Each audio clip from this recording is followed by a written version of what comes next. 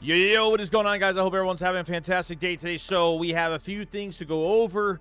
Kevin Byard had an interview, got a couple snippets from that. Kind of want to talk about that a little bit. A mock trade for a young cornerback that was really interesting if the Eagles would actually dive into a trade like this, and kind of go into some of the other information with some positions that have really took a next step forward, which is really, the next couple weeks are going to be kind of crazy with some of the games that we have to our bye week, and some updated news on the Herz injury. And guys, it's not really looking too great. I don't know what to really take from it, but you let me know what you guys think.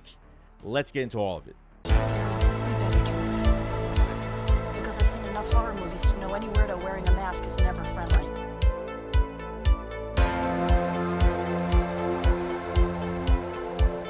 Yo, what is going on, guys? I hope everyone's having a fantastic day today. I hope everyone's enjoying their week, and definitely a lot to talk about here. You have two divisional games coming up. Washington Commanders for the second time. It's our second 1 o'clock game of the season, which is pretty damn good too. But first, I want to go off and say that, A.J. Brown got NFC Offensive Player of the Week, which is great. Definitely well-deserving. I mean, he's on pace for like 2,000 yards. I mean, you win. I mean, if he has over 125 yards against Washington on Sunday, which is pretty highly likely, he will beat Megatron's consecutive 125 yard plus, yardage per game, which is pretty insane. I really want him to break this record badly. So hopefully, when the time comes, hopefully we'll be celebrating at that time. And I know it's not the most important thing, but I just think it's pretty cool. So definitely good luck to A.J. Brown. Now, secondly, looks like Kevin Byard had a little interview. We saw that he arrived in Philly yesterday, had his interview today or whenever you're watching this. Yeah, Kevin Byard has number 31. Mario Goodrich is gone, not on the roster anymore, so takes his number, which is pretty cool. So kind of asked Kevin Byard, what it's like to, just be on this team in general. But I think the one thing he definitely talked about was admiring safeties, that a big fan of Brian Dawkins. I know Dawkins definitely likes this guy as well. And information on what it's like to kind of go into a 6-1 team right now. And so he says, I mean, it's great. This team has a winning culture, great culture here. I'm just looking to add on to that. Definitely feels good to wake up 6-1 for sure.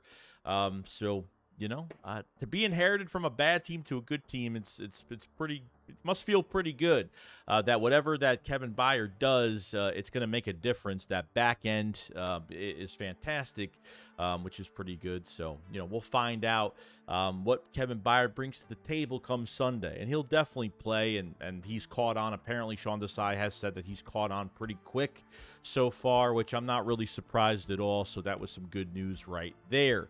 Now, to go into the mock trade for a specific young cornerback in Patrick Surtain of the Denver Broncos. There was a mock trade that came out from Sports Illustrated that the Eagles would have to give up a first round in 24, a first round in 25, and a third round in 25. Okay.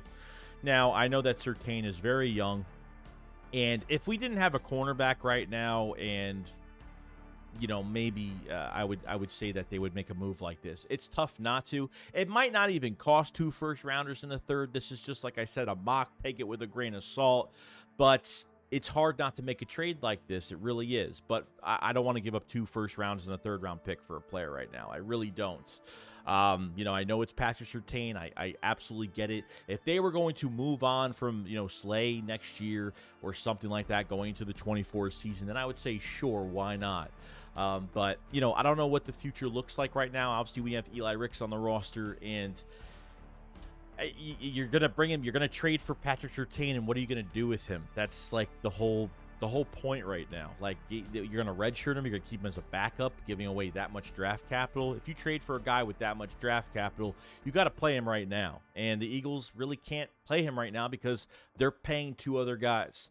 So as much as this would be very exciting and very, very, surprising, I don't think they make any type of move like this. It would be really cool. I mean, I wish it wouldn't have cost this. I mean, it doesn't mean that a mock trade is what it's going to be, but I would say you're going to give up maybe a first-round pick. They would, he's probably one of the most highly, I think a top 5 corner in my opinion, just on a really bad team. And unfortunately, I think they're going to want a lot for him. And that's, how he's not going to swindle Denver for that player. Maybe he would have swindled for a Justin Simmons or something like that if that's the direction that they were going to go in. But the Patrick Surtain thing definitely excites me, but I have to be very realistic with it. We had to go out and get a safety, and I think another move could happen, which I think is really interesting, which we'll go over probably the next couple of days of before the trade deadline has ended. And there's still a lot of good amount of time left for Howie to make another move, and I just don't think cornerback is the move. The Eagles are holding on to a lot of cornerbacks right now. With Eli Ricks involved, that's probably playing the best out of everybody. Josh Jobe getting a lot of starting experience. You have that Rodgers guy coming from the Colts, that young corner that ended up getting suspended for the gambling situation. So to have him on the roster next year, what they do in the draft next year, it really depends if Slay is still going to be here by next year. Really depends on that, because I think his contract does expire after next year. You have Bradbury for 2 more years, so you got to start thinking possibilities when it comes down to trades or going into the draft and stuff like that. Patrick Surtain is a top 5 corner in my opinion, and whatever team gets him is going to be very lucky. The problem with the Eagles right now is they really don't need help as much as we have, people think we have old aging cornerbacks right now. For a championship year this year, they have to keep what they have. And you're not going to trade for a guy, give up that much capital just to be a backup and redshirt for the entire year. And that would just be a shame. You know what I mean? Unfortunately, I would love it. But, that's the news on Patrick Surtain. That was the mock trade that came out. So I just want to go over that. Now, I want to go over the Herz injury. Sirianni had some things to say about it. And, so he said, we're confident that he'll be ready to go. But anytime these guys are working through pain and things like that, I mean, they've got to. We anticipate him to go. But that doesn't mean it's easy. We're hopeful that there will be no limitations on Sunday. Hertz must be hurting. I mean, there must be something. We talked in my last video about what I think happened with this injury when it came up, and I think it came up during the Patriots game or somewhat beginning of the season, not the Rams game, because it was the wrong leg. I think this happened early. I think the Eagles have forced Jalen Hurts to stay in the pocket a lot more. I think that's gotten Hurts to not be himself. I think they're telling him not to take too many unnecessary hits in games. I think that's a big part of it, but we need to get to this bye week as fast as we possibly can. We face Washington, we face Dallas, and we need to get on this bye week. We have a perfect bye week. Usually when you come from a Super Bowl, whether it's a loss or a win, if you were in the Super Bowl, you're given a tough schedule. And then the good part about it is you're given probably the best bye week, which is week 10, which is really good. Coming off of week 9, you're on the bye week, and that's a great thing. So I feel like, there is a pain tolerance with Jalen Hurts, and are there limitations going into these games? I think there are. I think he's not using his legs as much. I don't think Jalen Hurts is bailing out as much as he usually does. He's been staying more in the pocket, and, I just don't want him to turn the ball over. I don't want him to fumble the ball, and that, him fumbling the ball and doing way too much has been a little bit of an issue. Just got to take the sack if you have to. We got to punt the ball. The last thing you want to do is give up the football when you're on your side of the field and short field position for the other team to get an easy score. I think that's what happened last week, even against Miami. It's happened a few times this year. You know what I mean? So you don't want to give up those easy fumbles and, at short yardage, and that's the worst thing you could do. I just think Jalen Hurts has been out of rhythm because he's been forced to do things that he's not used to doing.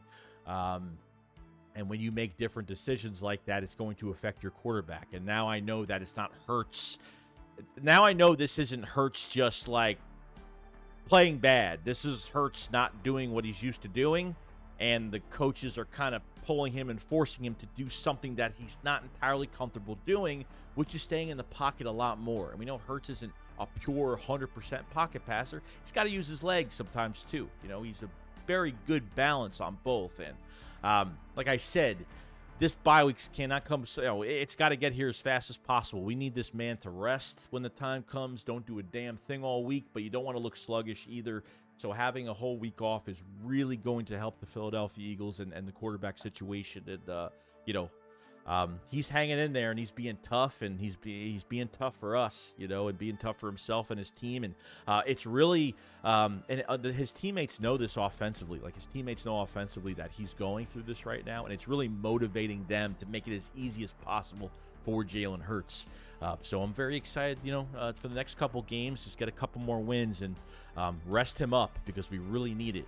I think one position that's been doing so well, I think, is really starting to come into its own now, because Josh Sweat has been playing pretty consistent, but because now you have, you know, Nolan Smith had a nice sack, you know, but I think with Hassan Reddick really turning up, you know, we said he's very streaky. Okay, I get it. Be 1 month where he has no sacks, another month he'll have 5-6 sacks. I think Sweat and Reddick have 5.5 sacks each. I could be wrong. I think that's what they have. But literally the last 3 weeks has been 7.5 sacks, 13 QB hits, 17 hurries, and 30 pressures in 3 games between both of them, which is fantastic.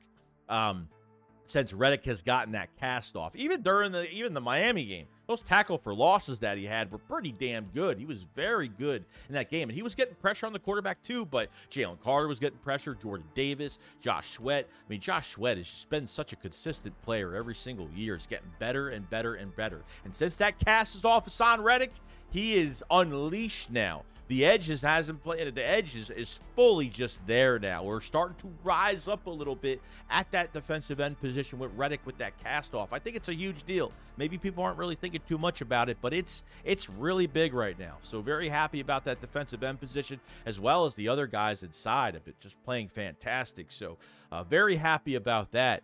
Going into the next few weeks or the rest of the season. Now, we end up getting news about Kvon Wallace. It looks like the Cardinals did release Kvon Wallace, which was interesting enough. Kvon Wallace has played like 83% of the snaps for the Cardinals. He was a pure starter. Okay, Gannon really did pick up a lot of our leftovers. I think Kaiser White's playing really well over there. I mean, they're not winning games, but I think Kaiser White's playing more downhill and producing really well for Arizona. And, you know, unfortunately, you know, on the last year of Kvon Wallace's deal, he had a fantastic camp. You know, the Eagles had a great camp, but just remember, they kept an extra running back, they kept an extra tight end, and they kept 7 cornerbacks. 4 tight ends, 4 running backs, and 7 corners. So really, there was no room for Kvon Wallace to make this team. And maybe they said, you know what, we have to add more to another position. And I think Kvon Wallace had a fantastic offseason with the Eagles. Fantastic. So I think there was some news from Tom Pelissero. So the day he was released, Gannon did say that it was a numbers thing, which I have no idea what that means. I guess it means that he had to make some roster moves, I guess. And I guess Kvon Wallace was the odd man out, which I don't get that at all. But playing 83% of the snaps for the Cardinals is pretty good. I don't know if Kvon Wallace has dealt with injury this year, but he was released. I think he is healthy right now. And then other news came out is that the Eagles have reached out to Kvon Wallace and his agent to get him back to Philadelphia. Now, okay, can we say that Kvon Wallace is a better depth piece at safety than Justin Evans? I think Justin Evans had a very, you know, I think there was a communication issue in the beginning. Obviously, Reed Blanchard being out for that Vikings game. I think there was a big one between Terrell Edmonds and Justin Evans. Justin Evans could play 2 positions. He could play safety and he could play nickel, which I don't think they've done they've done it. I don't know if they've done it too much this year with him. They've really focused him at being safety, because safety has been a big weak point of this team all year round. But if the Eagles sign Kvon Wallace back, okay, not only can he help special teams, but he can come in for some games as well, off a pretty good offseason that he had with the Eagles. So, you know, we'll see what happens. Is he better than Justin Evans? They're going to have to, if they sign Kvon Wallace, Justin Evans is going to be gone. Justin Evans is still on IR. I don't think he's coming back for another couple weeks. I think he could come back for the Vikings game. I mean, for the Dallas game, not really sure. I have to still look. You know, or he'll be back by the bye week, maybe. I don't know. I mean, he'll definitely be back by the bye week. No, there's no doubt about that. You know, so we'll see what happens. You know, with the time being. But if they sign Kvon Wallace, Justin Evans will be gone. But we just got to figure out, is Kvon Wallace a better player than Justin Evans? And that's what we have to kind of look at. So, you know, we'll see what happens with this. If things start to, you know, we'll see things start to go. I mean, the Eagles, if the Eagles jumped on this immediately, it's because, like, you know, yeah, why not? You know what I mean? He's not playing. I don't think he's really played that bad in Arizona at all. I really don't think so. He, like I said for the third time, he had a really good offseason, and the Eagles had to make some real tough decisions regarding this roster. So we'll see what happens. If they trust Justin Evans enough, we'll see. I think Evans has played better and better, but, health is the main issue. Justin Evans has never had a healthy season in his whole entire career since 2017, and that's just the truth. And on top of everything else, Cam Jurgens is eligible to come back next week for the Dallas game, so we'll get some offensive line. We'll get a starter back at that right guard spot. Suo Opeta's been pretty good too, so I can't really complain about that too much.